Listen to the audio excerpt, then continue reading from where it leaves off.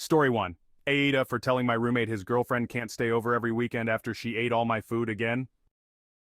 So I own my apartment and rent out the second room to a buddy of mine. Everything was cool at first, but lately, his girlfriend has been staying over every weekend. I wouldn't mind so much if it wasn't for the fact that every time she's here, she helps herself to my stuff, mainly my food. I meal prep for the week and I buy my own groceries. It's not like I don't share sometimes, but I've noticed that after every weekend she's here, a bunch of my food is gone. Snacks, leftovers, even stuff like my eggs and bread, just gone. I've tried hinting at it, like casually mentioning how much food I go through, but it keeps happening. Last weekend I had a really long week at work, so I treated myself to some nice takeout and planned to save half of it for lunch the next day. The next morning I opened the fridge, and it's gone. I texted my roommate and he said, "Oh, my girlfriend was hungry so she ate it. Sorry, man." That was the last straw. I told him we needed to talk and said that while I'm okay with her visiting sometimes, she can't keep staying over every weekend and eating my food. I told him it's not fair, especially since she's not contributing to groceries or utilities. He got defensive, saying that since he pays rent, she should be able to stay over whenever, and I'm making a big deal out of just a few snacks. I stood my ground and told him she needs to stop coming over so often unless they start buying their own food and being more considerate. Now he's pissed at me, and I'm getting the cold shoulder. AITA for putting my foot down after his girlfriend kept eating all my food. In my view, he is not an asshole. What do you think? Comment below. Story 2. AITA for not telling my roommates I am the landlord. I, F28, got a job when I was 17 and lived at home saving as much as I could until I was 26, at which point I bought a small apartment for myself with a small mortgage. That I could afford whether I rented or not. It has 2 rooms, one is bigger with an ensuite and the other is a single. I didn't want to live alone for safety reasons, so I posted about getting a roommate, them having the ensuite. I got lots of messages, but when people found out I was the landlord, they usually left the conversations. I was very upfront that I wanted clean/tidy/organized/quiet/non-drinking people, and my sister said that was probably sending a toxic message, since I was also the landlord, so I stopped mentioning that, and very shortly after I found people. They're a really nice engaged couple, F29 and M28, and though I wouldn't say we are close best friends, but we are friendly, have dinner together sometimes, and the living situation has been really nice. The rent was on the cheaper side of average in our area. We split bills, streaming and internet, etc. But they did not know I was the landlord. I will fully admit I can be a strict. I hate things being messy/disorganized/loud, and especially since I am the owner, I want things sorted quickly to avoid damages. So a few times I have scheduled checks to get things rolling if they're being pushed aside and mentioned I might have to complain if things weren't tidied up properly. Recently, the girl had some health issues and has been working less, which means they have been struggling on rent payments. Again, I don't need their money to pay off the mortgage, but have been using it to help give me some extra money.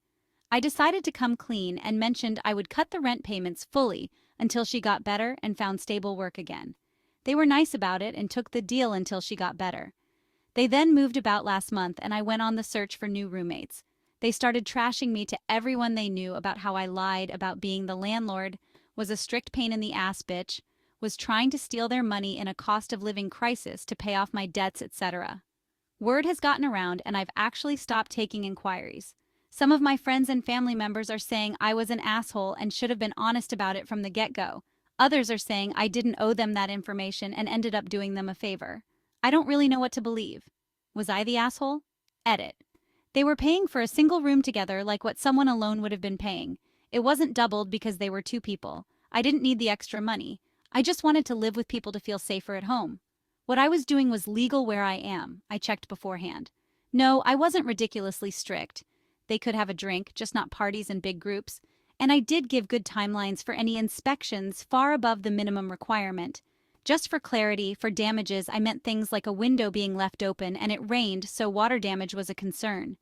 Breaking the front door lock after using the wrong key and it needing replacing. Replacing their toaster because the wires were exposed and I was worried about a potential fire. Their habit of leaving the stove turned on with nothing on it. Noise and stuff wasn't an issue. It was just something I put in the ad to deter party people. Mess only became an issue if it was left there for a few days/a week in communal areas and was getting in the way. Personally, I think that she is not an asshole. What do you think? Comment below. Story 3. AITA for refusing to move out even though my roommate is 7 months pregnant. Hi guys, Last week my roommate Becca found out she is not only pregnant but 7 months along. She texted me that we had to talk today and I had assumed she would be moving out soon for more space when the baby comes. Instead, she told me I have to move out to make space for the nursery and her baby daddy to move in. I'm on a terrible salary and cannot afford anywhere else to live. Plus, she wants me to move out right now so she can prepare for the baby. Even if I wanted to move out now, the apartment rentals in my area are either too expensive or well below living standards, so I don't want to move. She went absolutely crazy the moment I told her I wouldn't move out, because I'm ruining her motherhood experience by not letting her family live together. I pay rent here and my name's on the lease until at least the end of the year.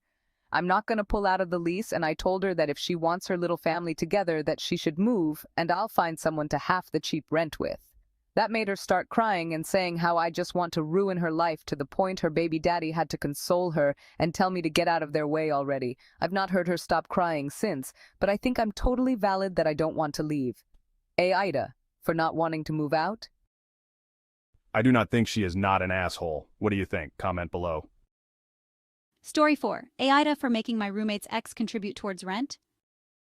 I, 27F, live in an apartment with 3 other women. About 1 month ago, one of my roommates we'll call Anya, 32F, moved her ex-GF, we'll call Mel, into our apartment without any sort of communication prior.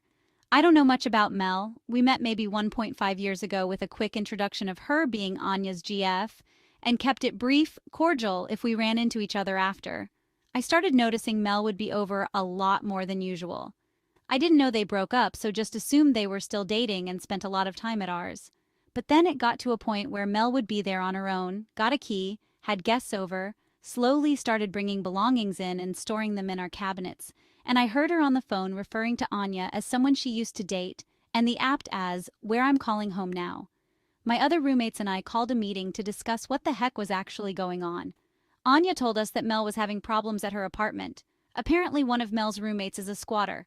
The cops have been called on Mel more than once there, and there was some sort of physical altercation BTW and the roommates. Mel and the other roommates left but are still on the hook for rent, so their landlord is asking for $10K plus in back rent. Anya said that Mel has been living at our apartment since the beginning of last month and plans to be out around October, assuming things work out on her court date in Sept. My roommates and I said that we would feel more comfortable with her being here if she was contributing to our bills, including rent. Anya pushed back and said that while she'll collect some bills from Mel, she doesn't agree with getting rent money from her BC. She's in a tough place. According to Anya, since Mel is only staying for a few months and our rent doesn't increase with her being there, it's unlawful for us to have her contribute to rent. My other roommates and myself believe that if someone is going to be fully living in our apartment for 1/4 of the year, they should be contributing to the household during that time. We're only asking that she pay a few hundred in rent a month and split the other bills with us 5 ways. Anya is pretty insistent in telling us that we just have to be okay with Mel living at ours rent-free and that Mel will split utilities out of the kindness of her heart. We don't have a super large apartment or much storage space at all, so adding a 5th person to the mix has become a lot. I'm sympathetic towards Mel's situation, but me and my roommates don't actually know Mel and didn't agree to her living here in the first place. My other roommates want to go to the landlord. I'd rather it not come to that, but we're now stuck in a living situation that we didn't agree to and have no say in. I don't want to kick someone when they're down. But AITA for telling my roommate her ex needs to contribute to rent if she's going to be living with us? I feel she is not an asshole. What do you think? Comment below. Story 5. ITA for asking my roommate to flush her toilet paper and disrespecting her culture? To give some backstory, I, 19F, white, have been living with my college roommate, 19F, Hispanic, for the past 2 years. Last year, our dorm building only had community bathrooms, so I was completely unaware of her bathroom habits, as we did not share this space. Fast forward to the current school year, we now have our own apartment where the 2 of us share a bathroom. After about a week and a half of living together, I started to notice a foul odor coming from our bathroom. I spent hours scrubbing the shower, sink, toilet, floor, and counters, but the smell did not go away. I convinced myself that it must have been the sink releasing some trapped gas from the pipes or something. I submitted a work order to have the drain looked at and called it a day. Another week goes by and the smell is almost unbearable. Maintenance still hasn't come, so I open the cupboard underneath the sink to try and have a look for myself. When I open the door, my nose is violated by an odor one can only describe as a porta potty that has been sitting in full sun on the hottest day in July. I now realize where the stench is coming from as my eyes fall onto the trash can underneath the sink that is completely overflown with brown and yellow stained toilet paper. I walk directly over to my roommate's bedroom and confront her about this. I ask why she has been throwing her used toilet paper into our trash can rather than flushing it down the toilet. She tells me that it is Mexican culture, and I wouldn't understand. I have never heard of this in my life, so I continue to question her about it. She tells me that everyone in Mexico throws their used toilet paper in the trash because the septic systems there aren't designed to withstand toilet paper being flushed down them.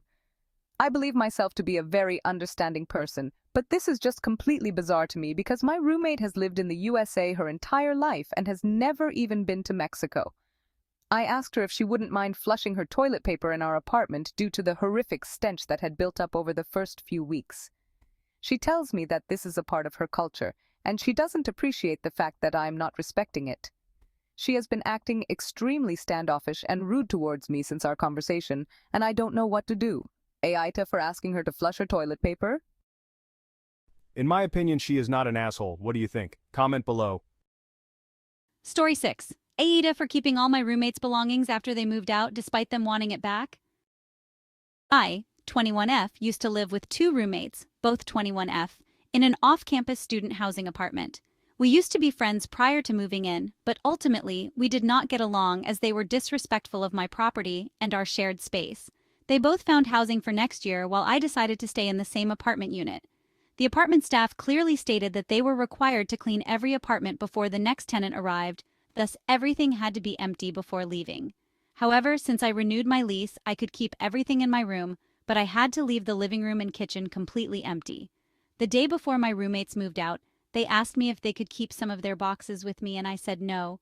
I was going home for the summer that day, and I thought I made it clear that they had to find other arrangements. I received an email a week ago stating I was fined $900 for failure to clean my space. I drove to my student housing apartment the same day to check on my apartment and speak to the housing staff. When I got to my apartment, I noticed several things still in my living room. These were my roommates, like their TV, vacuum, water purifier, dish rack, rice cooker, toaster, rug, coach pillows, ottoman, boxes, etc. I spoke to the apartment staff and explained none of these things were mine, and instead were my roommates. Thus, I shouldn't have been fined. However, they explained that my roommates were no longer on the lease as of late May. Thus, any belongings in there would be by responsibility. In the end, they basically said there was nothing they can do and I had to pay the fine, which was a lot of money, so my summer savings were basically gone in an instant. When I got home, I messaged my roommates and told them about the situation. They gave a half-ass apology and said they assumed it wouldn't be an issue since I had the lease, and we all collectively used some of the stuff they left. Thus was technically my responsibility too. I asked them to both pay me $450 each to cover the fine. They said no.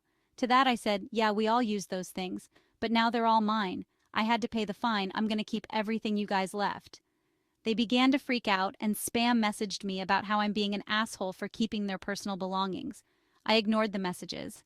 After they got on social media and blasted me for being a thief, I had many of their friends harass me. Now they're getting their parents involved, but so am I. I know whatever they left was probably worth more than the fine, but I'm not going to pay for someone else's carelessness. They assumed they could just come over after the summer and retrieve their stuff while bypassing the need to buy a storage unit or find other arrangements to store their stuff. Am I the asshole for keeping all my roommates' belongings after they moved out, despite them wanting it back? In my opinion, she is not an asshole. What do you think? Comment below. Subscribe for more interesting stories.